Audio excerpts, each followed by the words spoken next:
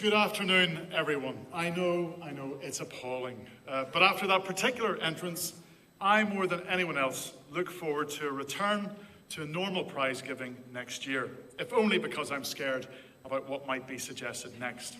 However, my bubble was well and truly burst this morning by one of our heads of college, James Burgess, who, when he saw it, thought that we had tried to recreate a scene out of Chitty Chitty Bang Bang rather than Top Gun.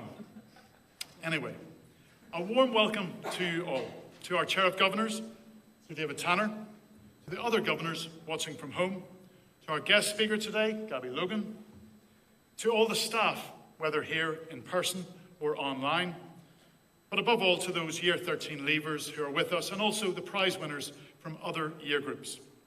I'm sorry that I'm speaking virtually to the rest of our pupils and also the parents. We had hoped for the Year 13 parents to be here, but sadly the guidance hasn't allowed us to do that. But we do have a little feature in that, eat your heart out, Graham Norton, we have our own Shiplake virtual audience of parents. Hopefully they can give us a wave.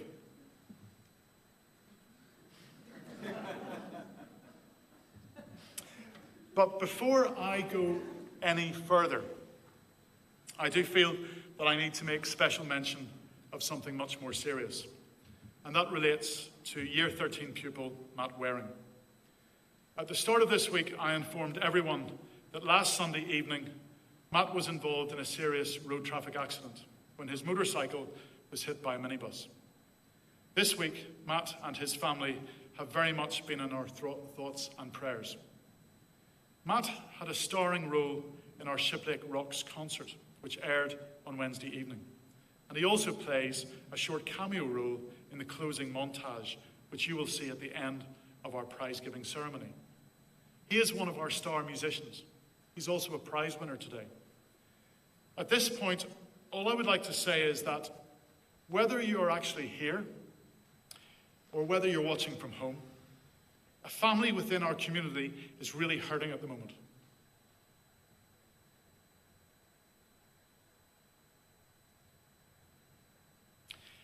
It puts many of the challenges that we think we have faced over this last year into sharp perspective. I have told Matt's parents that if there's anything that we can do, they only have to ask. But I suspect that at the moment, all they would ask for is our genuine and heartfelt prayers. To that end, I would like to ask the Rev to say a prayer on behalf of the Shiplake community.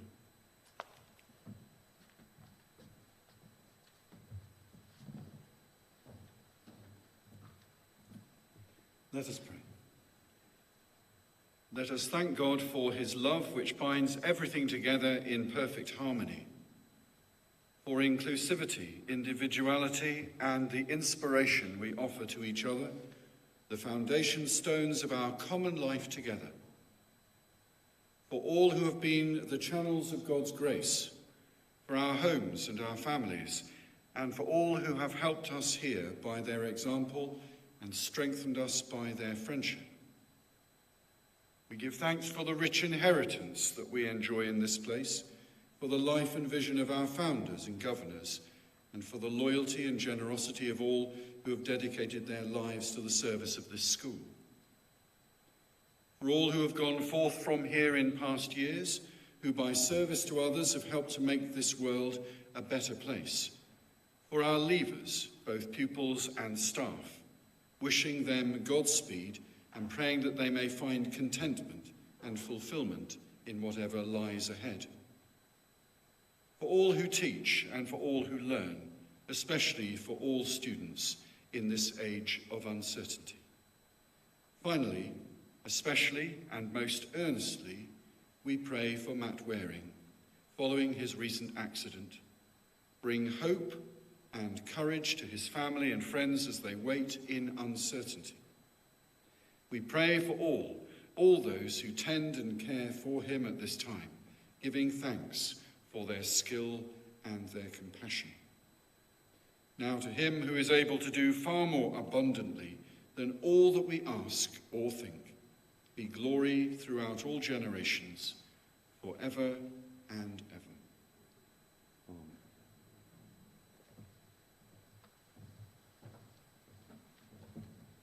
Thank you, Rev, and thank you also to Matt's family for very much wanting us and encouraging us to finish this most challenging year in a positive way. I'd like to invite the Chair of Governors, Sir David Tanner, to address you.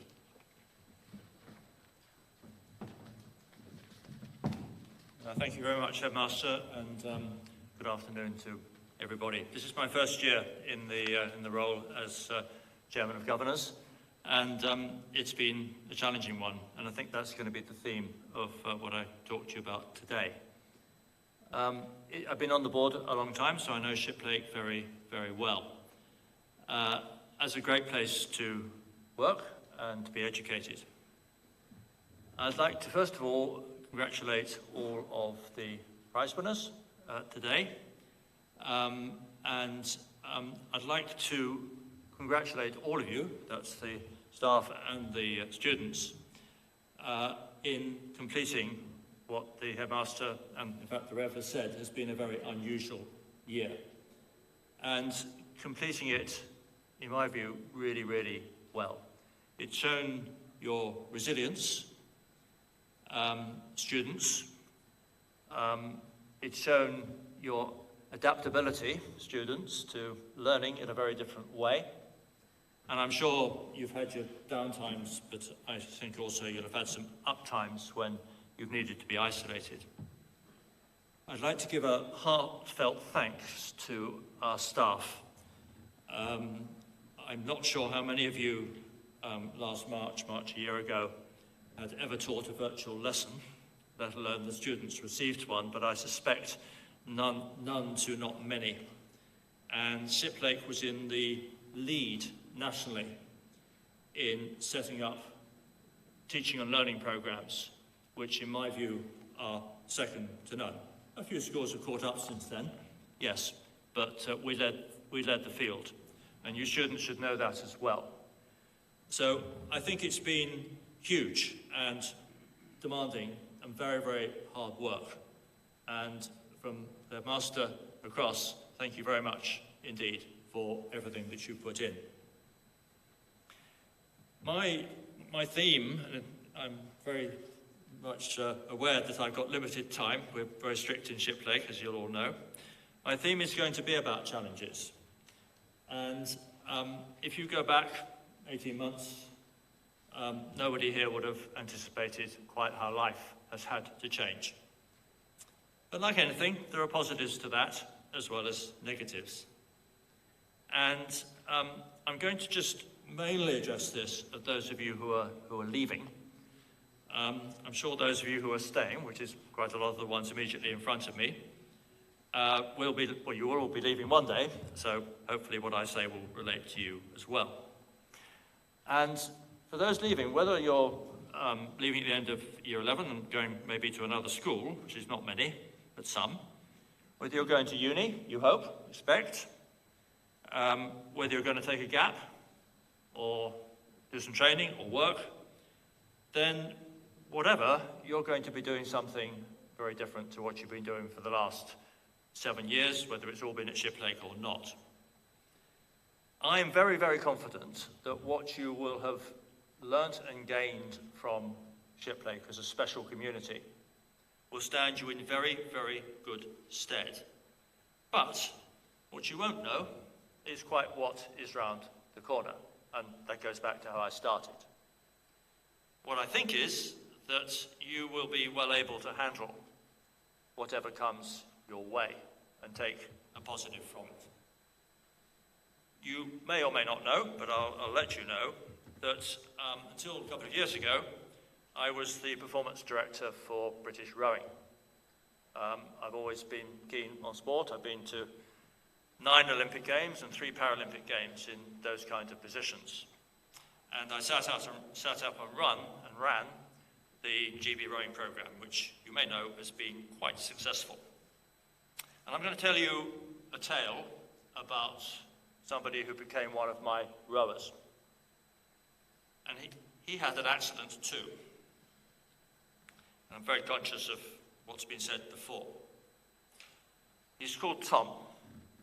And Tom was at uni in his, towards the end of his first year. He was very keen rugby player, very active, and enjoyed life. And he was living in his hall of residence. In the middle of the day, he was going downstairs and he tripped. He fell down 2 flights. And when he reached the bottom, or the next level, he couldn't feel his legs. Okay, may have been temporary, but unfortunately it wasn't. And suddenly his life changed. I don't need to tell you details more than that, except he then had to spend more than a year in rehab at a place called Hadley Court, where actually it's moved now, but in those days, and I'm talking about 15 years ago now, it's where British servicemen and women coming back from, at that time, mainly the war in Afghanistan, were being treated for their injuries. It's a fantastic place. At that time, I'd been running the British rowing program for quite some time. We were the best Olympic nation in rowing, and I suddenly had a new opportunity. Rowing was about to become part of the Paralympic Games. I knew nothing at all about disability sport. I've always been interested in it, but not in the sense of actually running something. So I took on the challenge of creating our first Paralympic rowing team. And this relates back to Tom, because one of the places we were scouting, and it's a bit plain this, was Hadley Court. Because 2 of the events, one for men, one for women, were in single sculls, where you had no control of your lower limbs. And Tom was found there. I told you he was a good rugby player. He didn't want to do wheelchair rugby, he wanted a complete change. So, without him ever having any knowledge, enthusiasm, or interest in rowing, he agreed to come and try out. He'd had a very, very, very tough time, indeed. At this time, he was able to go back to university with his wheelchair, and the very nice car he'd managed to acquire through the grant he got, which was big because it had to take his wheelchair. We are allowed to smile a wee bit as we go. And he took to rowing really well, strong man. And the rest is history. We went to the Beijing Olympic Games in 2008, and he won a gold medal in the single scull. He carried on. We went to the London Games. He won some very good world medals on the way. Actually, he was 4th in London, which wasn't his best, but some others had got the idea from other nations of what you could do to build a Paralympic program. But he carried on also to Rio in 2016, and he won a bronze medal there. His life was completely changed by finding a new sport that suited his abilities and his aptitude. He also went back to uni and finished his studies and came out with a first-class degree in biology. So, when he was at the top of that flight of stairs, as a 19-year-old, he didn't know what was coming next. But what he did do was, with very big challenges, what he did do was take the positives out of it and carve out a life for himself which was enjoyable and satisfying, and his mum and dad were absolutely felt this was wonderful. After the Rio Games, he retired from the sport, having done his duty for the nation, and I was very pleased to write him a reference, because by that time he'd actually taken a teacher's qualification, and the job was to teach biology in a secondary school. He's doing that now.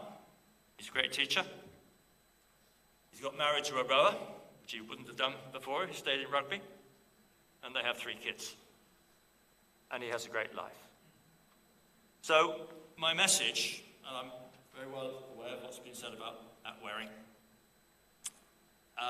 My message is that you don't know quite what's around the corner.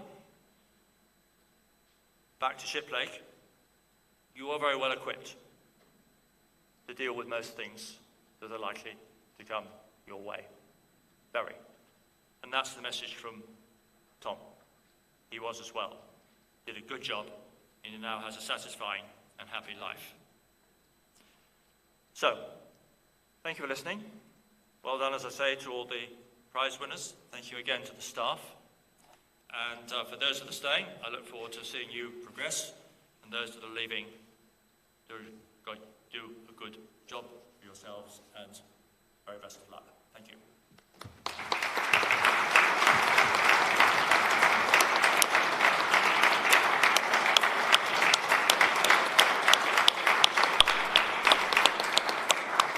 Thank you very much, Sir David. Really strong messages for everyone to take from your words.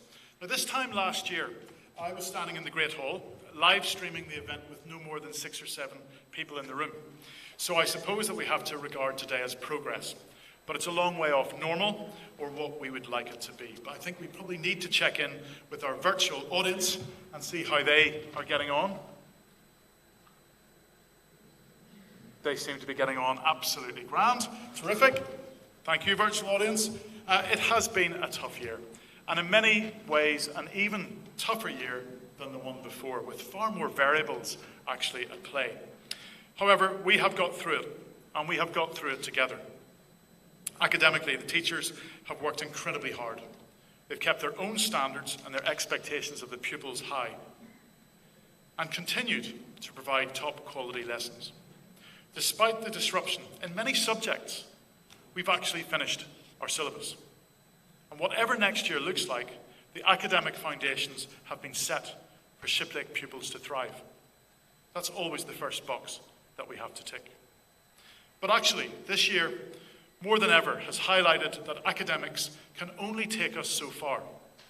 And in fact, our existences, and dare I say, our happiness, relies on much, much more.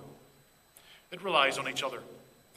And above all, I've been delighted in the way in which we have kept intact our social and emotional connection to the school, and enabled everyone to still feel part of the Shiplake family, even though we have spent much time apart. I read an article recently which described life as one big predicament. Year 13 leavers, all pupils, you will find yourselves as you go through life facing one predicament after another, and you will have to choose how you react, what decisions you take. Very much marrying up with what Sir David has just said. Here at Shiplake, throughout this last year, where possible, we have tried to take positive decisions and tried to make things happen.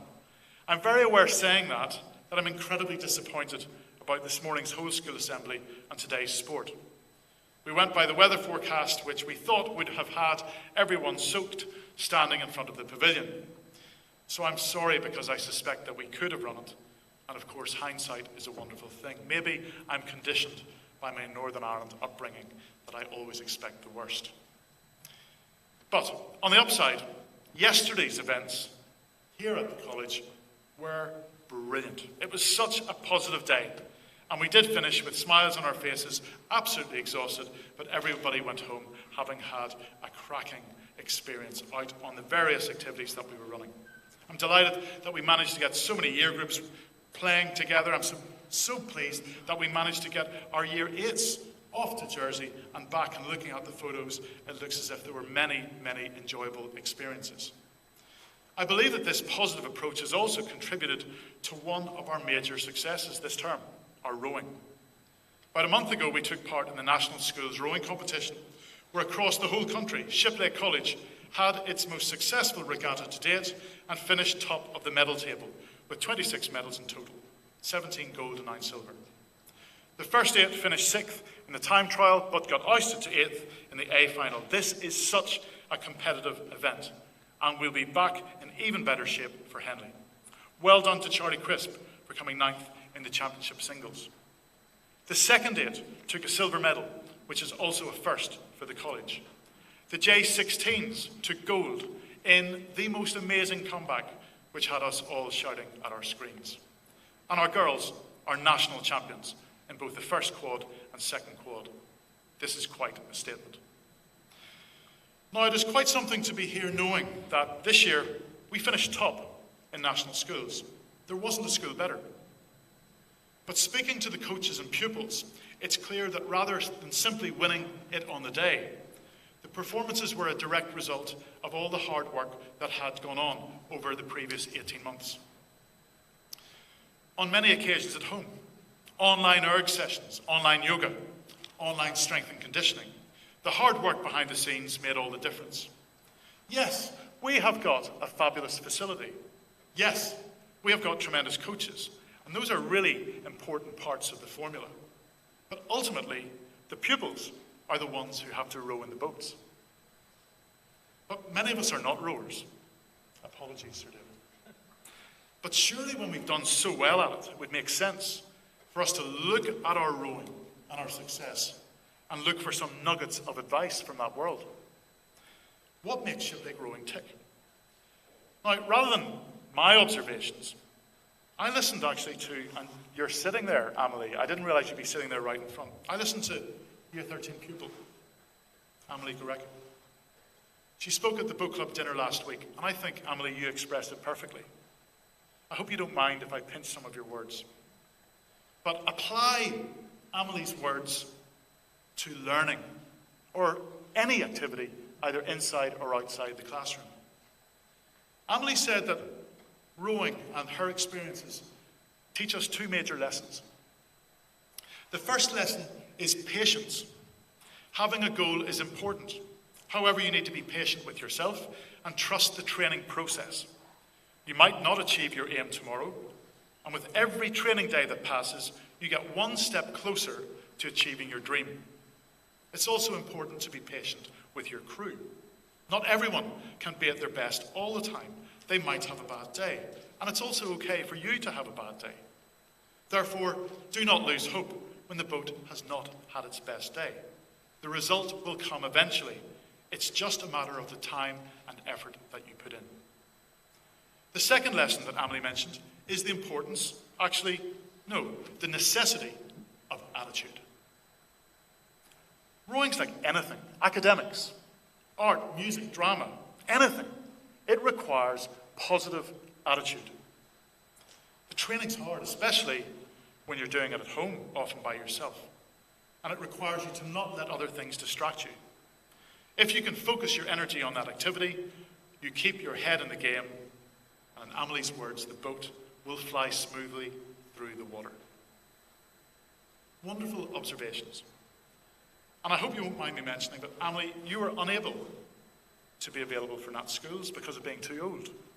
But having trained for 2 years here, without being able to race, I'm so pleased that you got out to race last week in a Shiplake quad at the Marlow Regatta. Thank you for your patience and your positive attitude. Now, while our rowers created their own piece of history, we also witnessed the end of a unique chapter in British history at Easter, with the passing of Prince Philip, the Duke of Edinburgh, 2 months before his 100th birthday. We paid our own tribute here at the college, and his funeral was an amazingly respectful and moving service, and tribute to a man who led a remarkable life and was also one half of a remarkable marriage of 73 years. While Prince Philip was the longest-serving consort of a British monarch, the person who stood at the Queen's side when she gave speeches, or a few steps behind when coming down the steps of a plane, or shaking hands with people, he was actually much, much more than this, and certainly far more than our media would have us perceive. At 21 years of age, he was the youngest first lieutenant in the Royal Navy. In 1943, as second in command of HMS Wallace, he saved his ship from a night bomber attack. He was present in Tokyo Bay when the Japanese surrender was signed in 1945, at the end of the Second World War. But he wrote books. He loved his painting. He developed the equestrian event of carriage driving. He was a yachtsman. He had his own private pilot's license. He was the patron or president of hundreds of charities. But maybe his lasting legacy and certainly the legacy that Shiplake has been left, is the Duke of Edinburgh Award Scheme. And Prince Philip set this up in 1956. Shiplake College was established at a similar time, just 3 years later. But there are other far more important similarities than just the timing.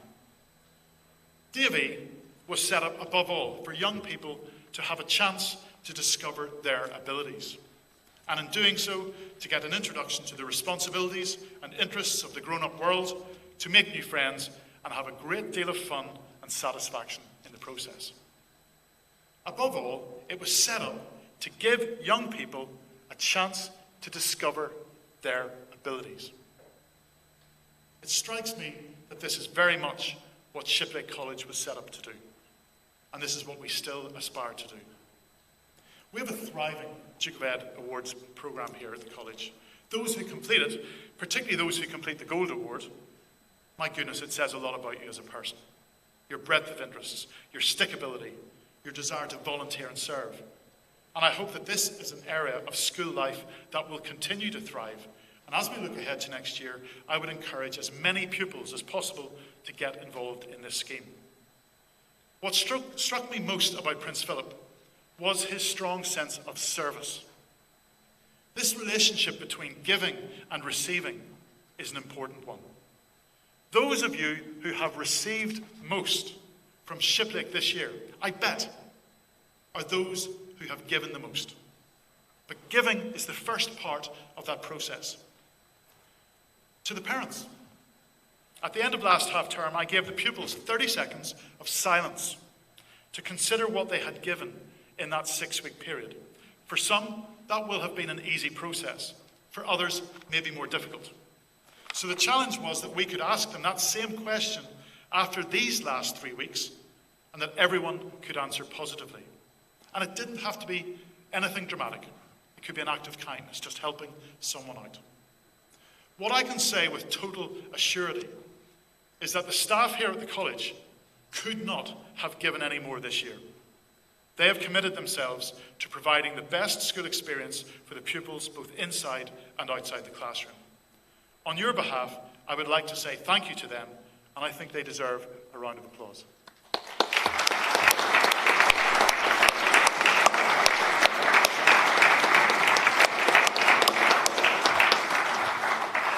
Now, we have a list of prize winners today, but actually, I think we can rightly argue that every pupil finishing this academic year deserves a prize. They've shown real grit, real resilience, and I congratulate you all for this. I'd now like to invite Deputy Head Academic, Mr. Jones, on stage for the presentation of prizes.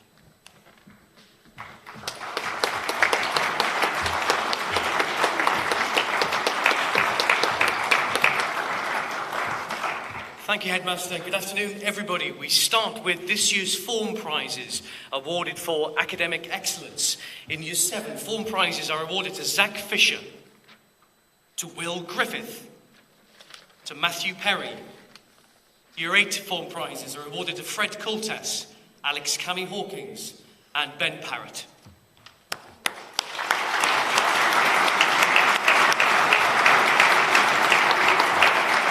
Year 9 form prizes are awarded to Crosby Burnett, James Coe, Rufus Goggins, Jonathan Cower, James Lucking, and Year 10 form prizes are awarded to Monty Wallace and Alec Veach.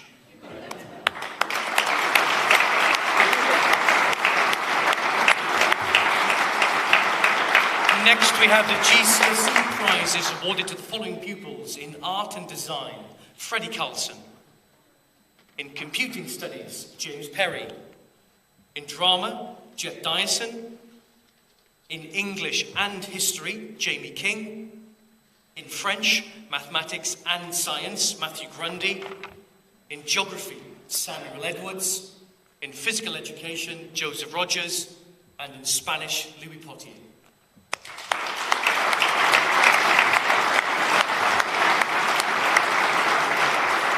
And the GCSE Results Prize 2020 is awarded to J. Angel.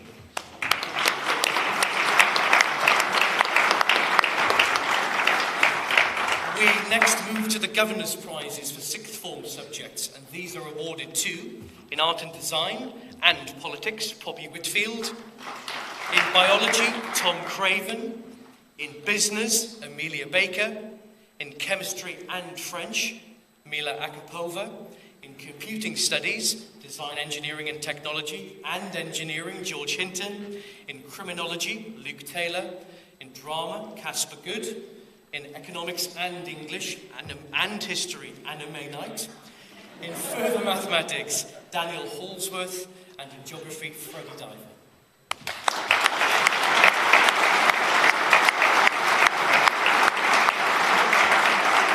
We continue with the Governor's Prizes in media. It's awarded to Beatrix May; in physics, Alex Coles; in photography, Antonia Tunnicliffe; in physical education, Nicole Dunn; in psychology, Laura Passmore; in Spanish, Rada Pandava; in sport, Ben Ferguson; in theology, Lucas Morgan; and in travel and tourism, Emily Gerrica. Well done all.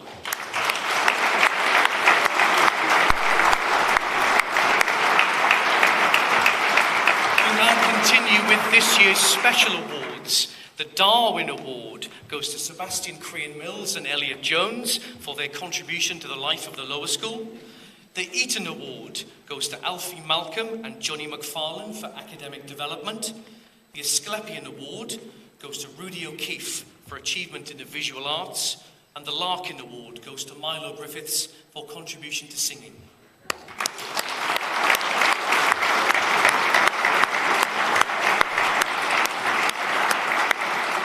The Margaret Wells Furby Award goes to Sam Waller for achievement in Year 12 science. The Wagner Award goes to Henry Kunzig for endeavour shown in college expeditions.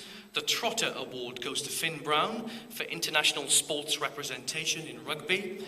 The Davis Award goes to James Burgess for his contribution to the sporting life of the college. The Rupert Mackay Award goes to Krista Scott and Jack Rondell for their contribution to the religious life of the college. The Lashbrook Award goes to Radha Pandava for her service to our community. The Salmon Award goes to Casper Good for contribution to the performing arts. And the Spears Award goes to Matthew Waring for his contribution to college music. And thank you to Johnny Miller for collecting the award on his behalf today.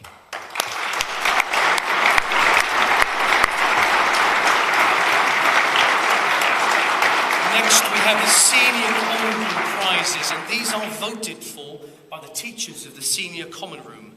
Firstly, the Edinburgh Prize for the non-school prefect who's contributed most of the life of the college. This goes to Casper Good. The Caston Prize for the pupil who has shown notable determination and tenacity during their college career goes to Radha Pandava. And the Matthew Bevan Prize for the most industrious Year 11 pupil goes to Fred Fox. Well done all.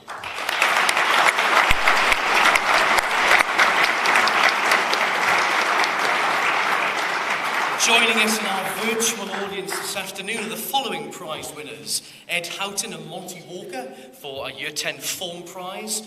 Monty Walker for the J.W. Whittington Award for the CCF Cadet of the Year. Richard Wang for the GCSE Prize for Music. Callum Fitzsimmons for the GCSE Prize for Design, Engineering and Technology. Lucas Booth for the Extended Project Qualification. And Noah Scotchbrook for the Exemplum Docket Award for academic endeavour beyond the classroom. Welcome and well done all.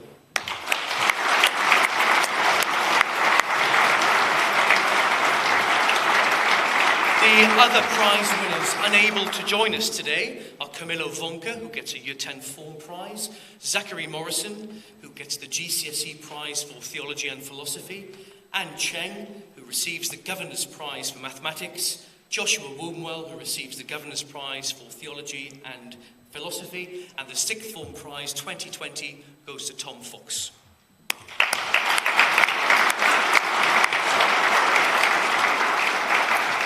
Next, we move to some awards awarded during the year. The Blazers and Blazer Badges, awarded for excellence in sport, music, art and drama. In art, Lucy Sell and Poppy Whitfield. In drama, Casper Good. In football, Kai O'Hare. Girls' sport, Anna Galpin and Antonia Tunnicliffe. Music, Matthew Waring. Netball, Maddie Aurora. Photography, Alex Davis and Rob Humphreys. Rowing, Nicole Dunn and Daniel Hallsworth. And rugby, Finn Brown.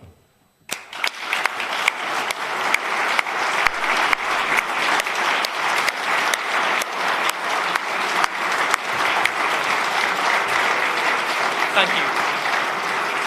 We conclude this section with the Headmaster's prizes. Firstly, the Headmaster's Award for contribution to the life of the college. And this award goes to Catherine Baxter, Kai O'Hare and Elizabeth Tang. Well done.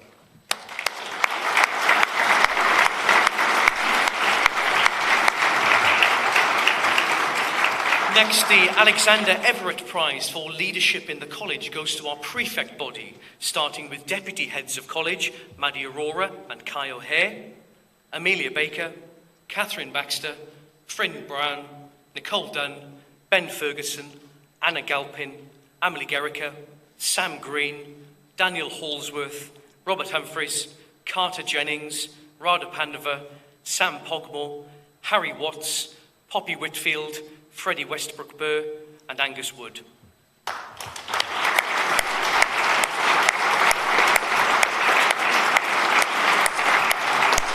And finally, the Alexander Everett Prize is also awarded to our joint heads of college, James Burgess and Beatrix May.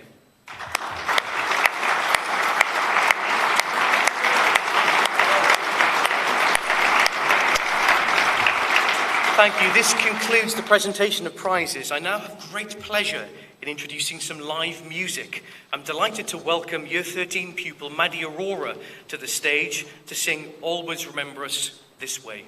Thank you, Maddie.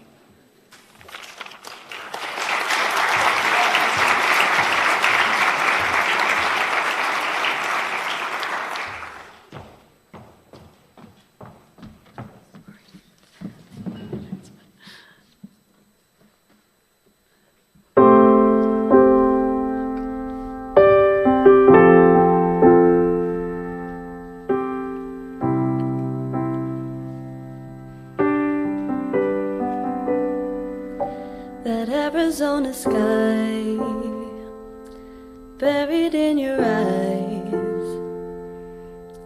You look at me, babe, I wanna catch on fire. It's buried in my soul, the California gold. You found the line in me that I couldn't find. When I'm all worked up and I can't find the words, every time we say goodbye, baby, it hurts. When the sun goes down and the band won't play, I'll always remember us this way. Lovers in the night, poets trying to write. We don't know how to rhyme, but damn we try. But all I really know, you're where I wanna go. The part of me that you will never die. So when I'm all worked up and I can't find the words,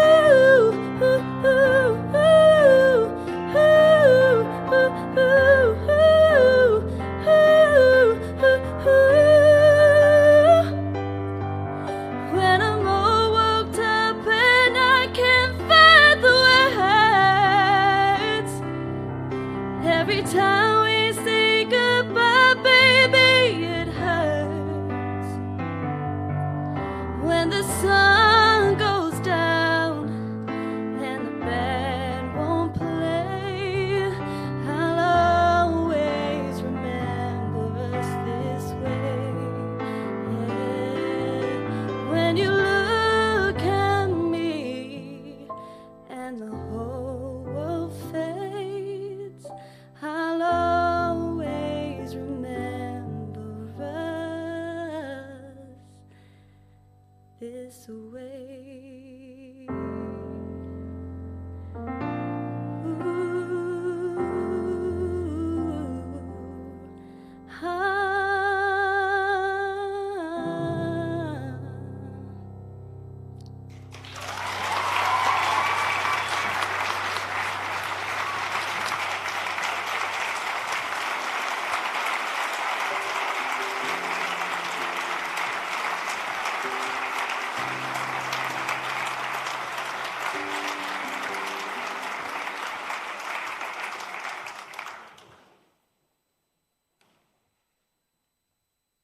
Good afternoon.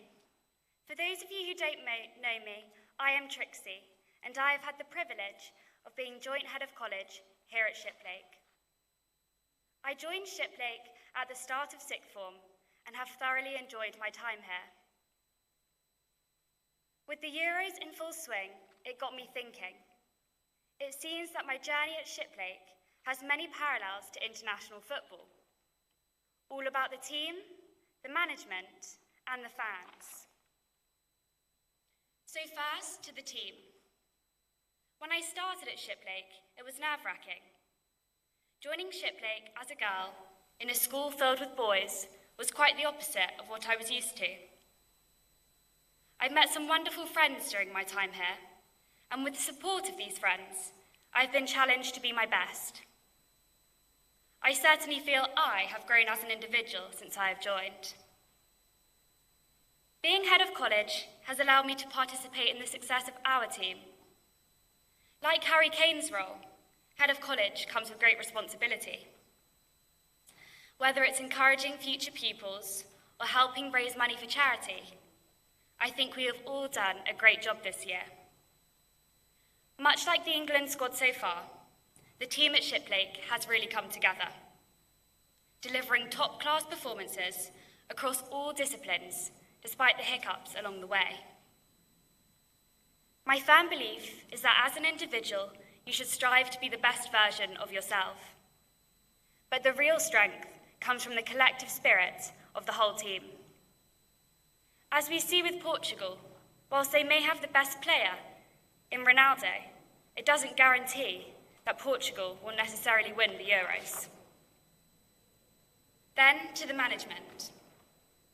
Led from the front by Mr. Howe and Simba, the teaching has been outstanding. As many of you will know, Mr. Howe was a rugby legend, so the culture of winning starts at the top. If I look at the past year and the challenges that the pandemic has thrown up, I think we would all agree that the teaching staff have been amazing. While so many schools struggled with home learning, we have had a full schedule, and the staff have created countless opportunities for pupils to knock the ball into the back of the net. With the passion of the Welsh, the work mentality of the Germans, and the ability to motivate like England, the Shiplake management has come together to be a winning team. And lastly, to the fans. The future success of Shiplake depends on its reputation and the support of the parents. I have spoken to many pupils and parents who have told me that Shiplake has enabled them or their children to perform at their best. Happy, rounded pupils keen to attend Shiplake become fans of the school. With equality and opportunity for each and every pupil, Shiplake will truly prosper and win. Much like international football, it's been about hard work, excitement, and winners. And whilst it is great to win, what we learn at Shiplake is that if you work hard and put in the effort, you will achieve your goals, leaving the school with the qualifications that you deserve, with great memories and an amazing foundation for life. So, whether football is finally coming home this year, with the 3 lines on our shirt, or for whatever team you support. I think I can honestly say we can all be proud of what we have achieved. And if Shiplake were in the Euros, we would have truly upped the competition. So, on the behalf of the whole school, we want to say a massive thank you to all teachers, matrons and staff at Shiplake, and wish you well for the future. Thank you.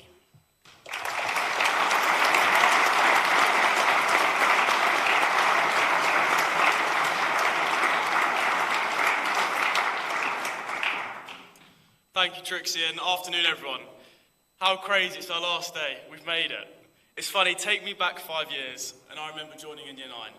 As a kid with limited interest in anything but rugby, and slightly underachieving in my academics, which made me nervous about joining Shiplake, as it was a big step up from where I was previously. But I knew from day one, getting the chance to come to Shiplake was an opportunity of a lifetime, and one I had to take. I could stand here for hours and talk about all the great things that Shiplake has done for me, but I thought I could leave on a better message than just reinforcing what we already know about how amazing this school really is. Therefore, this leads me on to talking about the word yes. And you're probably thinking that's a bit of a random word to talk about, but I want to give you a little insight into the power this word has in our day-to-day lives. Before I start, I want you to imagine saying the word yes for an entire year. Agreeing to things not just that you enjoy, but things that take you out of your comfort zone. The reason why I wanted you to think about this is because it's exactly what award-winning writer, creator and producer Shonda Rhimes did. And she claims this is the decision that changed her life. She described herself as an introvert, a word that can cause so many personal challenges because of the perception of how society deems an introvert.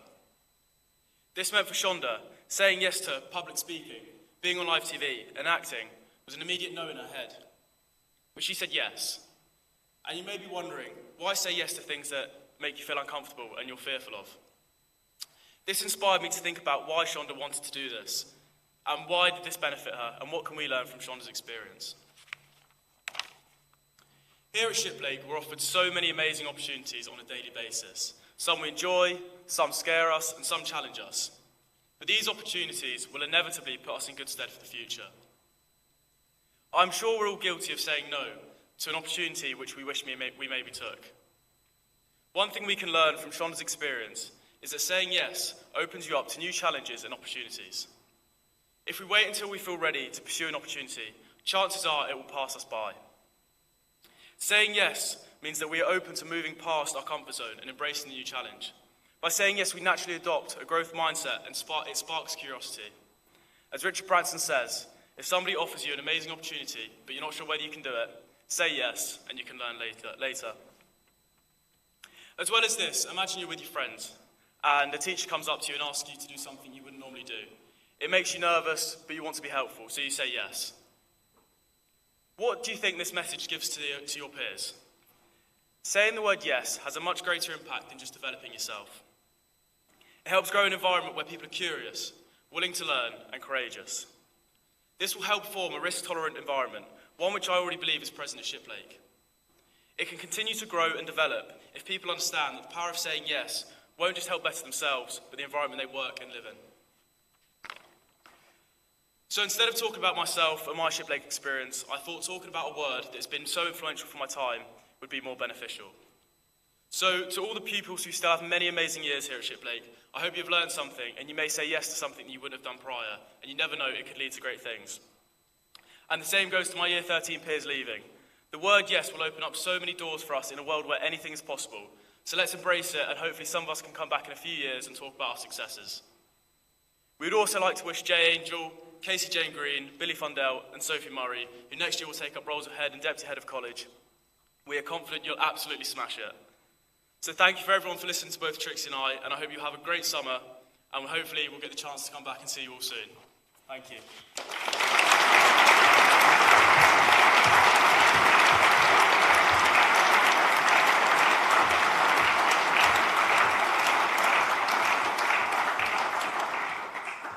I'm delighted to introduce our guest speaker, Gabby Logan, MBE. A former international gymnast, Gabby began her broadcasting career in radio in 1992 and joined Sky Sports in 1996, where she quickly established herself as one of their key presenters. She joined BBC Sport in 2007 and has been on our screens regularly ever since, becoming the BBC's main athletics presenter. Gabby is one of the UK's leading broadcasters and has presented some well-known TV shows such as Final Score, The One Show and Sport Relief. She was also a member of the BBC's broadcasting team for the 2012 and 2016 Olympic Games, the 2014 and 2018 Football World Cup, and the 2014 Commonwealth Games. She has won the Sports Presenter of the Year award 4 times. Gabby has not only been a successful presenter, but also a trailblazer, leading the way for women in sports broadcasting. This was recognised when Gabby was awarded an MBE for services to sports broadcasting and the promotion of women in sport in 2020. It is now my great honour to welcome to the stage Gabby Logan.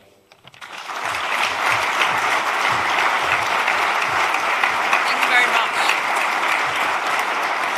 Thank you for having me. I've changed what I was about to say about 20 times over the last hour when I've reflected on some brilliant speeches, some incredible singing, and clearly a lot of emotion as well in the room. And you're all going forwards to do incredible things, I'm sure, but I was wondering, what could I actually bring to this 10 minutes that I've been allocated that you could take away, any kind of nuggets of advice? Originally I wrote a speech that was a lot longer, and then I was informed to keep it strictly to 10 minutes. Even a TED talk is 15, but I'm going to do my very best to impart some kinds of wisdom, of things that I've learned over the last 25 years of my profession. About a year ago, when we were at the beginning of lockdown, and thank you very much, because this is the teachers who made this possible, your online teaching was so excellent, I was able to write a 90,000-word book in my spare time. And it was essentially set out to write a memoir. I only got, in 90,000, I only got up to about kind of my early 30s, and so I've got a bit to still do. But what I realised, the stories that I was kind of collating, so much of my life and how it's panned out was not what I planned at the very beginning, and it wasn't what I set out to do at the very beginning. And things, as they've kind of meandered through life, have happened because, as James just said then, I've said yes to things where I probably shouldn't have said yes to things, or I've taken opportunities that came across my path through sheer bloody-mindedness, or just having a go at something that I thought might look or sound interesting. When I was 15, I was on a show called Blue Peter. I don't even know if you still watched Blue Peter when you were kids, but it was kind of the biggest children's show when I was growing up, and it was on live 2 times a week. And I went on to do gymnastics. I was an international gymnast, and they asked me to go on and advertise a big competition at Wembley.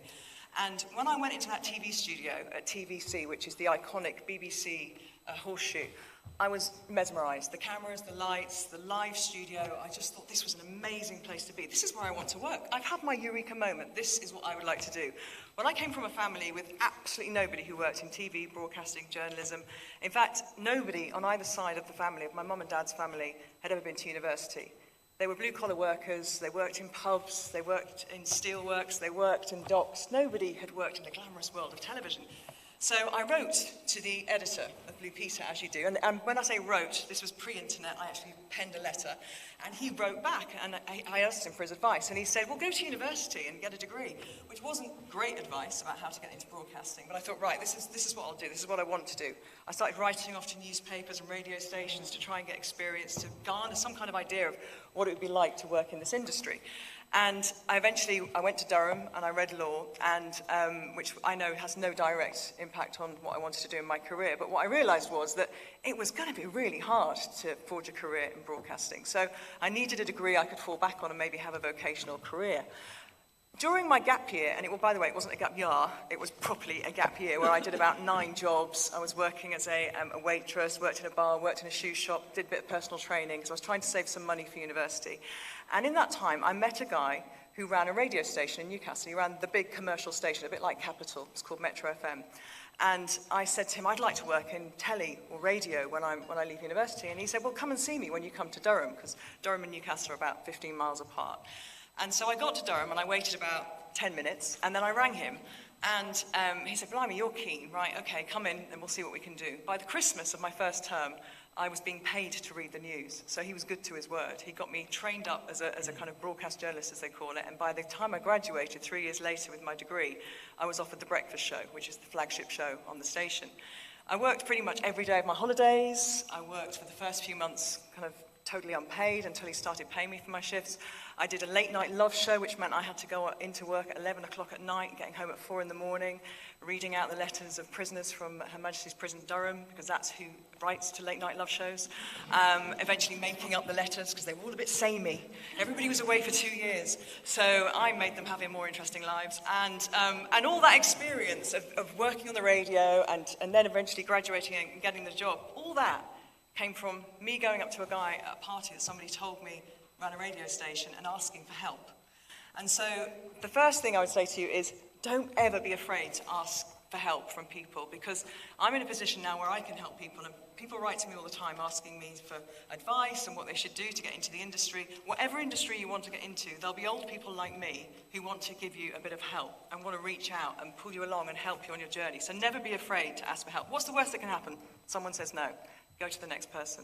I asked for help, and this guy, he gave me it, and he was largely responsible for me starting out in my career. I started to get itchy feet after about a year of working there, and I just started doing touchline interviews at St James's Park, which is where Newcastle United play, because I liked football, not because I thought I could be a sports journalist, because actually there weren't any women on sport doing television. I still thought I was going to be Jeremy Paxman.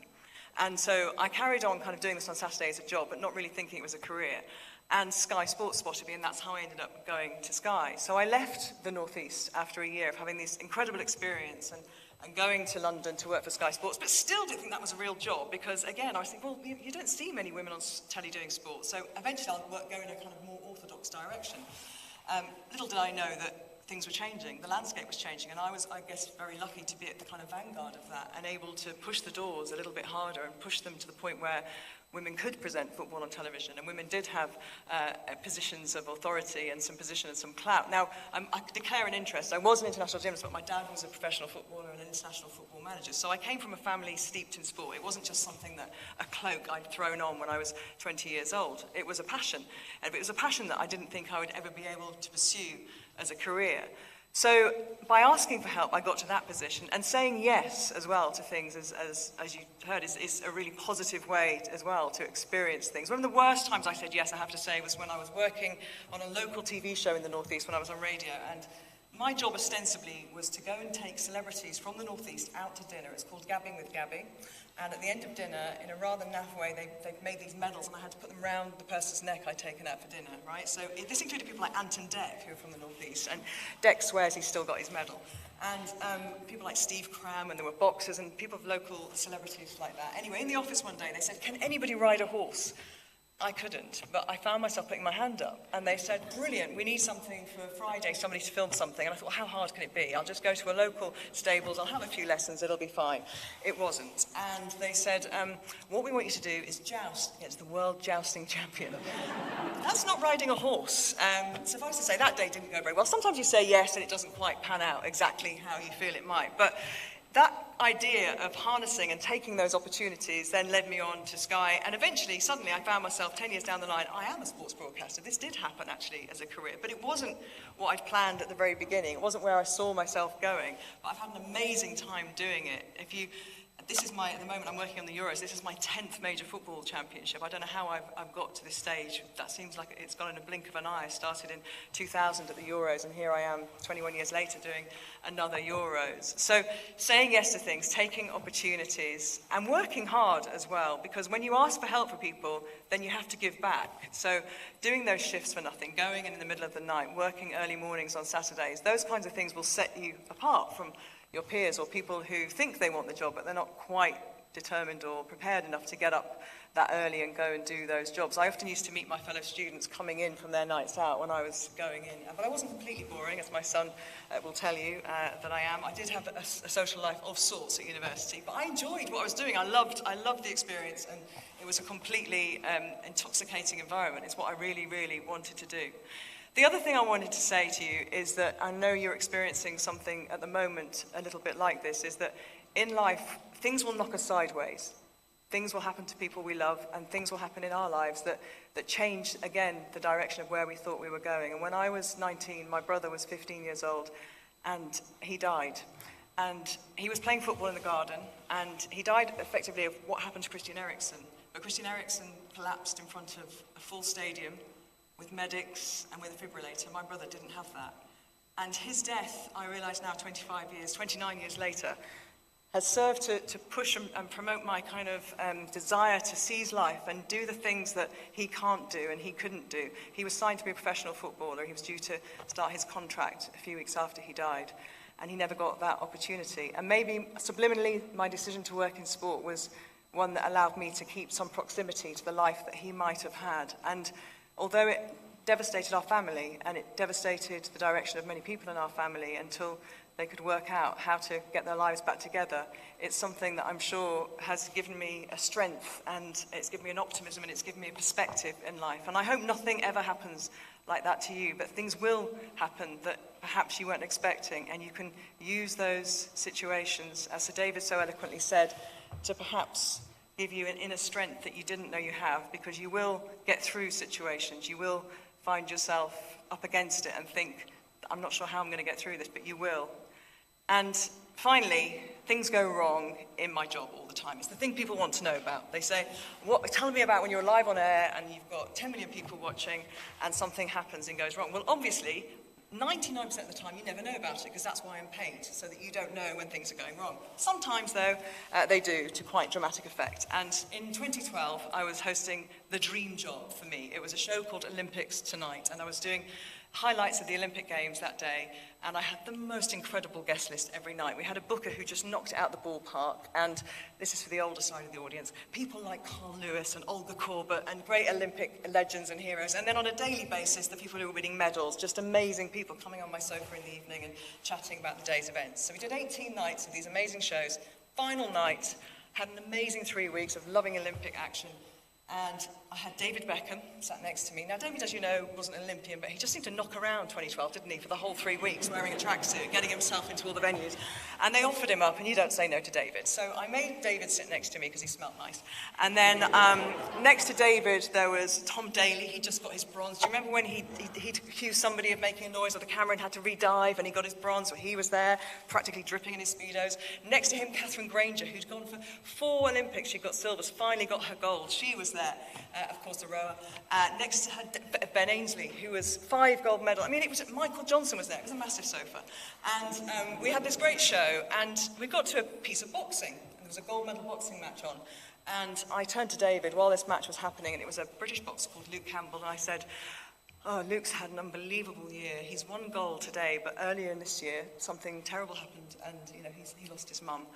And David looked really sad about this, and I wasn't intending to talk about this afterwards. We went back to the studio, and I was about to speak, and David said, a terrible thing happened this year. That boy's mum died. And I was a little bit taken aback, because I didn't really kind of want the tone to go quite so sad in the studio. So I carried on. We got on with the show, and at the very end of the show, we used to go outside. We had these big medals. We used to throw the faces of everybody from Britain who's won a gold, a silver, and a bronze that day. And I said goodnight, and I was so proud. This was the end of this amazing Olympics. Good night, everybody. And in my ear, my producer said, Gabby, could you go back in the studio, please? And I thought, oh, maybe they've got me a cake. And so I went back in the studio, and I saw on the monitor the Olympic flame was still going, which meant we were still on air. So I was a bit perplexed. He said, don't say anything, but Luke Campbell's mum's alive, which is good news. Right, and then in my ear, I also hear that gone into the gallery is the head of sport, BBC Sport, then the head of Olympics. So the big wigs have all arrived because something terrible's happened, namely, I've told David Beckham some erroneous information.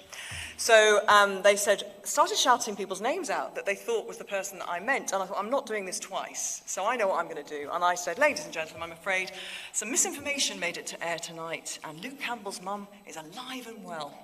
They were my last words at the 2012 Olympic Games.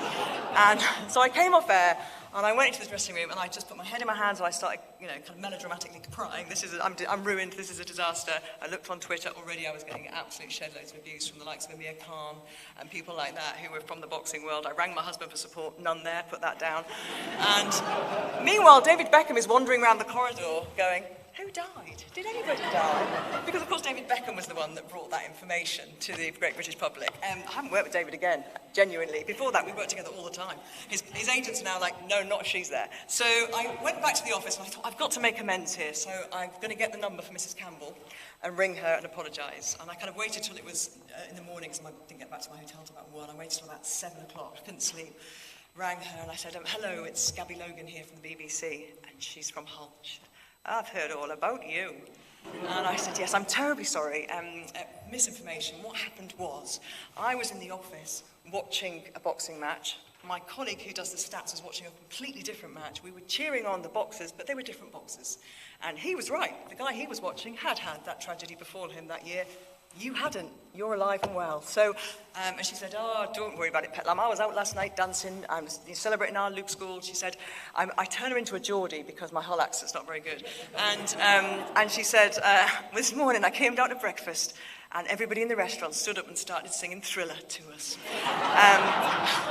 So all's well that ends well, and it was a lesson, obviously, in paying attention, I think. But I think after 18 days of 20-hour days, my brain was a little bit frazzled. So things will go wrong, and whatever you choose to do, but you will ride through them, and you will get there, because, as has been said many times today by both Tyrone and Sir David, you have an incredible foundation, what you've achieved and what you've learned here. So I wish you all the very, very, very best, and good luck in your incredible futures. Thank you.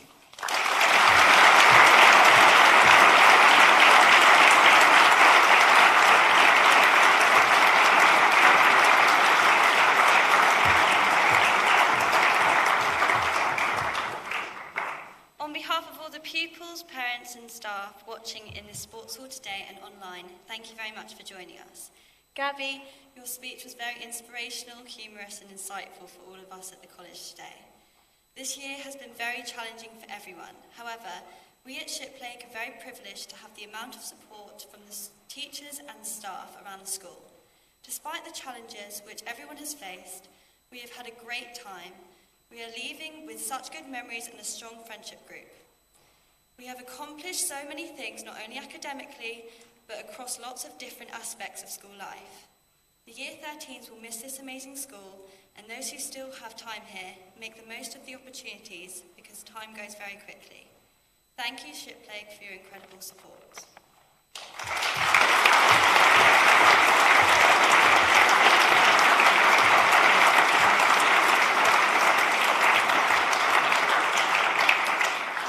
Thank you, Maddie. Thank you, Gabby. Thank you, Sir David.